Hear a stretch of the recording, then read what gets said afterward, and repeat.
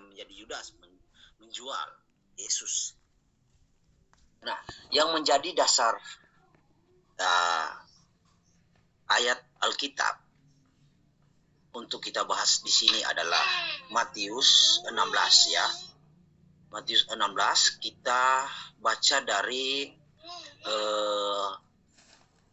ayatnya yang ke 18 ya. 16 ayat 18 kita baca dari 18. Dan aku pun berkata kepadamu, engkau Petrus, dan di atas batu karang ini aku akan mendirikan jemaatku, dan alam maut tidak akan menguasainya. Kepadamu akan kuberikan kunci kerajaan surga. Apa yang kau ikat di dunia ini akan terikat di surga, dan apa yang kau lepaskan di dunia ini akan terlepas di surga. Lalu Yesus melarang murid-muridnya supaya jangan memberitahukan kepada siapapun bahwa ia Mesias. Nah, ini tentang Mesias ya, yang dinarasikan oleh Petrus.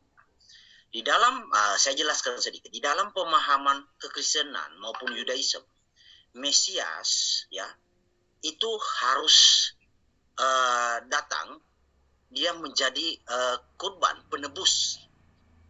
Dia menjadi juru selamat, Mesias. Nah, kalau di dalam Yudaisme itu lebih spesifik ditipologikan Mesias ben Yosef atau ben Yusuf ya. Nah, Mesias ben Yusuf ben Yosef ini sebagai tipologi ya.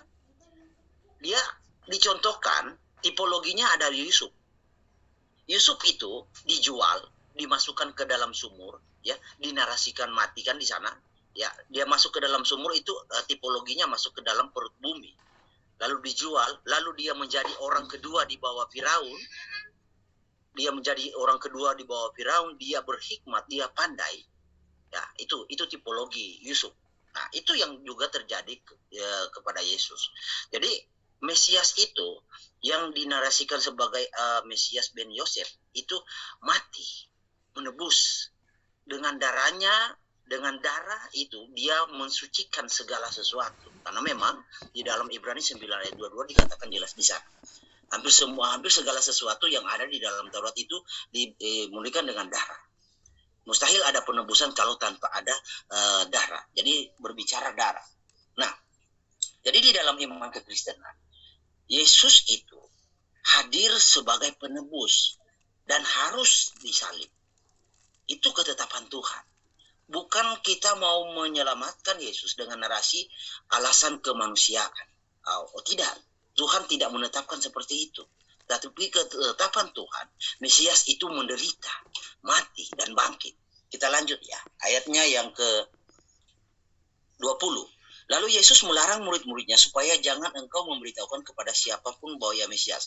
Sejak waktu itu Yesus mulai menyatakan kepada murid-muridnya bahwa ia harus pergi ke Yerusalem dan menanggung banyak penderitaan dari pihak tua-tua, imam-imam, kepala ahli Taurat, lalu dibunuh dan dibangkitkan pada hari ketiga. Kita ulang ya. Sejak waktu itu Yesus mulai menyatakan kepada murid-muridnya bahwa ia harus pergi ke Yerusalem dan menanggung banyak penderitaan dari pihak-pihak tua-tua, imam-imam, kepala dan ahli-ahli Taurat, lalu dibunuh dan dibangkitkan pada hari ketiga. Tetapi Petrus, nah di sini yang menjadi dasar kita. Tetapi Petrus menarik Yesus ke samping dan menegur dia. Katanya, Tuhan, kiranya Allah menjauhkan hal itu sekali-kali takkan menimpa engkau.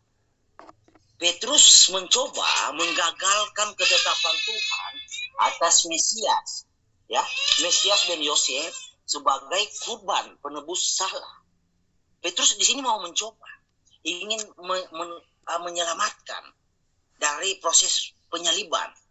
Tetapi Yesus meresponnya tegas di ayat 23. Maka Yesus berpaling dan berkata kepada Petrus, "Enyalah iblis, engkau suatu batu sandungan bagiku, sebab engkau bukan memikirkan apa yang dipikirkan Allah, melainkan apa yang dipikirkan manusia." Jadi jelas